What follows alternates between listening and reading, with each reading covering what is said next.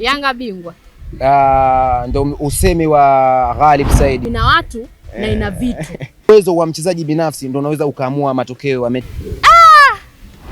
Bwana, fainali za Kombe la Mapinduzi ziliendelea kwa siku ya jana, ama zilitamatika kwa siku ya jana. Azam FC pamoja na Yanga walikutana na Yanga akaibuka kuwa mshindi wa kombe hilo, lakini pia ni kukaribisha mtazamaji wa FGTV ndani ya kipindi chako pendwa cha michezo cha Sport Recap. Utakuwa nami Neema Kayugwa na udha wako wa zamu, lakini nitakuwa na Captain Joakim Mushi ambaye atakupitisha kwenye takwimu zote kiundani zaidi. Nini kilitokea mpaka Azam akashindwa kutamba mbele ya Yanga, tutakujuza hapa, lakini kimataifa zaidi tutaenda kuangazia nusu fainali ya AFCON ambayo siku ya leo inaenda kuchezwa. Tutajua ni nani na nani anaenda katika fainali ama anaenda kuchukua ubingwa wa AFCON kwa mwaka 2025 ambapo mashindano haya yanafanyika nchini Morocco. Endelea kusalia nasi, tunarejea muda si mrefu.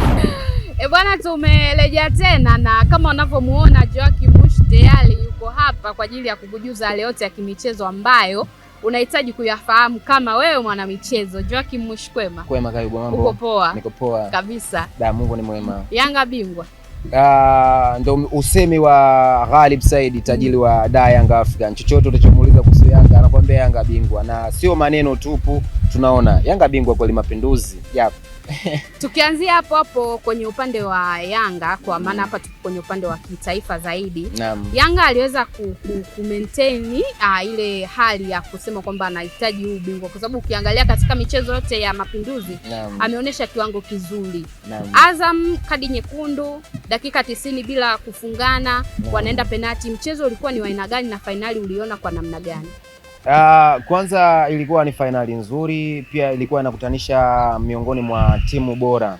Sijui unanielewa Kayugwa, kwa maana tunajua fainali zilizopita za Mapinduzi walikuwa wanacheza either timu ya bara na timu ya kisiwani. Hapa nawazungumzia hawa ni Mlandege ambao walikuwa ni mabingwa mara 2 mfululizo, lakini jana wamekutana vilabu vikubwa ambavyo tunajua Azam wapo kwenye michuano ya kimataifa shirikisho, pia Yanga wapo kwenye michuano ya kimataifa. Kwa hiyo hii mechi ilikuwa ni ya kiufundi zaidi, kwa sababu ukitaka kuangalia mwalimu Florent Ibenge aliingia na wachezaji wake wale aliwaamini vijana wakina Lame Kilawi, lakini mlangoni alianza na mlinda mlango Aishi Manula ambaye alikuwa na mchezo mzuri kwa siku ya jana. Lakini kwa timu ya Yanga, unaona Yanga na maingizo mapya wakina Emmanuel Manengo, unaona ni wachezaji ambao wameingia moja kwa moja kwenye kikosi cha kwanza cha Yanga. Kwa hiyo ulikuwa ni mchezo mzuri Kayugwa. Umemuongelea Aishi Manula ambaye amekuwa na wakati mzuri tangu ameingia Azam baada ya kupewa nafasi.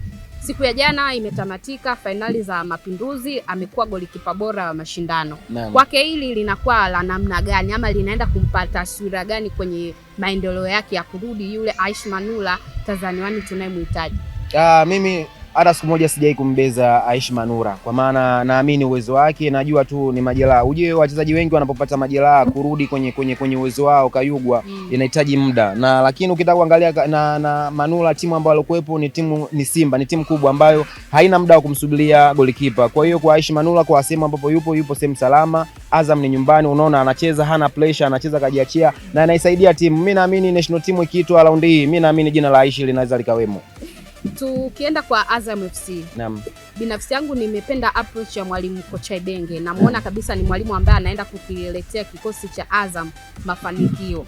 Alivyoingia jana aliwaheshimu Yanga, lakini angalia dakika 90 na zile za nyongeza 120 wameenda penati. Tunamuona wapi Ibenge na Azam FC? Ibenge ni mwalimu mzuri na toka amekuja Azam ameibadilisha. Tukumbuke Ibenge ndo mwalimu ambayo kavunja rekodi ya Azam waje kufika group stage ya mashindano ya kimataifa. Lakini sasa hivi tunapozungumzia Azam wapo group stage, na hapa tunaona ni mbinu za mwalimu. Unaweza kuwa na wachezaji wazuri, lakini kama mbinu zako ni mbovu huwezi pata chochote. Azam FC imebadilika kiukweli, imebadilika kuanzia kwenye eneo la ulinzi, eneo la ushambuliaji. Unaona kabisa wachezaji wanacheza, wana discipline, wana ile hali ya upambanaji. Unamwona mtu kama Imidimao, watu ambao walikuwa wanaamini tayari ameshamaliza karia yake, lakini karudi anacheza. Muangalie mtu kama Akaminko James, unaona kabisa ni watu ambao wamerudi. Jana bwana mdogo Sheki Diakite, bahati mbaya ile red card, lakini unaona mwanzo alikuwa na mchezo mzuri. Lakini mimi naamini Ibenge, Azam wakimwamini, wakiendelea kumpa muda, naamini kuna siku Azam watafika mbali zaidi hapa. Neno moja kwa Yanga ambaye bado anaonyesha ubora licha ya kuondokewa kwa mastaa wake ndani ya klabu, tunamwongelea Aziz Ki, lakini na wengine ambao walileta mafanikio ambao hawana majina. Yanga siku zote mimi naamini wanaanzia pale walipoishia. Yaani engineer anaanzia pale alipoishia. Mimi naiona Yanga ni timu bora, ni timu kubwa, ni timu pia tishio. Kwa maana gani? Angalia wana mtu kama Alan Okello, kijana bwana mdogo ambaye wanamuita Star Boy kutoka Uganda. Unaona kabisa Yanga wana watu, lakini bado wanamuongeza kijana kama huyu. Kwa hiyo Yanga wanataka nini? Yaani Yanga msimu huu mimi nawasifu sana na usifu uongozi wa Yanga African kwa kile ambacho wanakifanya.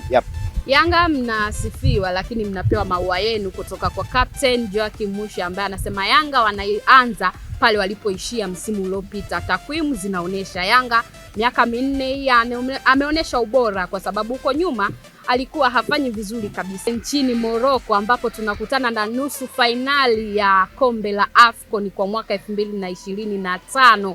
Timu 4 zimefanikiwa kuingia, na ukiangalia hizo timu ni kubwa haswa. Nikisema kubwa kwa maana zilishawahi kufanya makubwa huko mbele, lakini zishawahi kufanya makubwa na zinaendelea kufanya makubwa. Tunamwongelea Senegal, Misri, Morocco pamoja na Nigeria ambaye siku ya leo wanaenda kukipiga pale nchini Morocco katika nusu fainali. Nini kitatokea?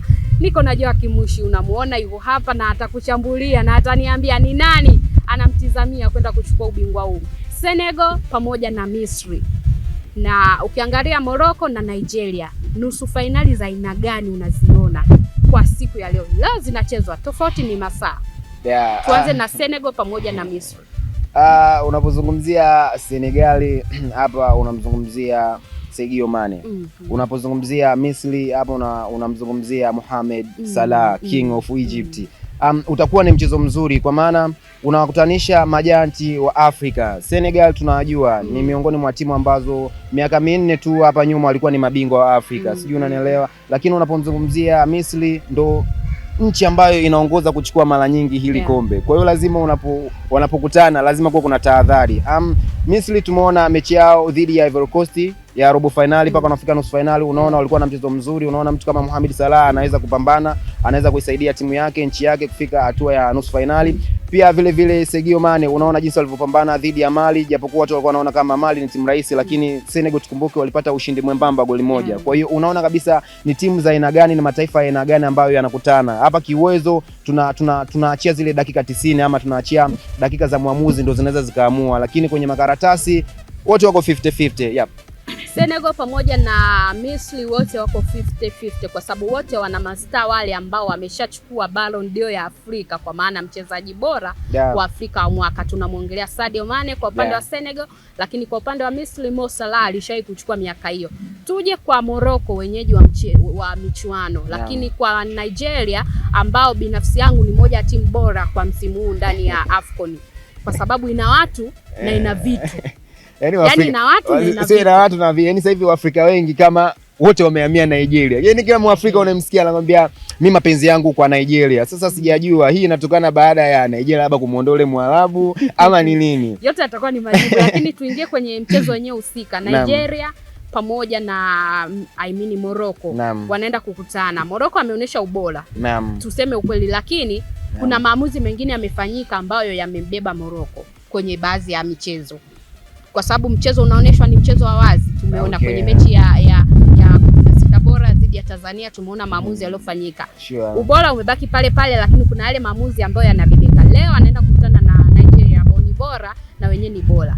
Ndani ya Morocco wana watu. Tumeongelea Hakimi, tumeongelea Diaz ambaye mpaka sasa hivi ndio top scorer wa haya mashindano. Mchezo wa aina gani na ukienda huku unawakuta akina Lukman pamoja na huyu bwana mdogo kabisa anayecheza Galatasaray Osimhen. Kwanza umeongea vizuri Kayugwa. Umemtaja Victor Osimhen ambaye wengi wa Nigeria wanaamini ndo mkombozi wao. Lakini pia umeongea vizuri, umemtaja Diaz ambao wa Morocco wanaamini naye ndo talenti yao kwa maana yani kila mchezo ambayo kahusika na mchezo Luis Diaz score. Kwa hiyo unaona ni mchezaji wa aina gani, unaona itakuwa ni mechi ya aina gani. Na uzuri inakutanisha wachezaji wengi ambao wanacheza barani Ulaya. Sijui unanielewa, na tunapozungumzia barani Ulaya unajua kule kuna makuzi yote ya football. Kwa hiyo unaona kabisa utakuwa ni mchezo mgumu na ni mchezo ambao unahitaji mbinu na pia uwezo wa mchezaji binafsi ndio unaweza ukaamua matokeo ya mechi kati ya Nigeria na Morocco. Unajua Morocco home sweet home, wako nyumbani. Kwa hiyo kwa vyovyote vile watajitahidi kupambana ili mradi walinde heshima ya nchi yao. Yep. Swali la kizushi, nani unamwona kuingia finali na kuchukua ubingwa katika hizi timu nne siku ya leo? Tabiri siku ya leo Morocco pamoja na Nigeria, lakini Senegal pamoja na Misri. Kiukweli mimi namuona Misri na Morocco finali. Misri na Morocco finali. Sawa, Joachim Mushi amempa Misri pamoja na Morocco kuingia hatua ya hatua ya finali kwa sababu ameonekana kuwa bora zaidi, lakini timu zote binafsi yangu mimi naziona kuwa bora. Lakini mweusi mwenzetu na hakika anaenda kuchukua kombe. Kwani wale si weusi? Morocco si wa Afrika. Misri si wa Afrika. Tuishie hivyo. Sawa, mtazamaji wa FJ TV, hapa tunafika tamati ya kipindi chetu cha Sport Recap. Ulikuwa nami Neema Kayugwa na uza wako wa zamu, lakini nilikuwa na Captain Joachim Mushi ambaye amekupitisha kiundani zaidi kwenye baadhi ya taarifa ambazo tulikuwa nazo.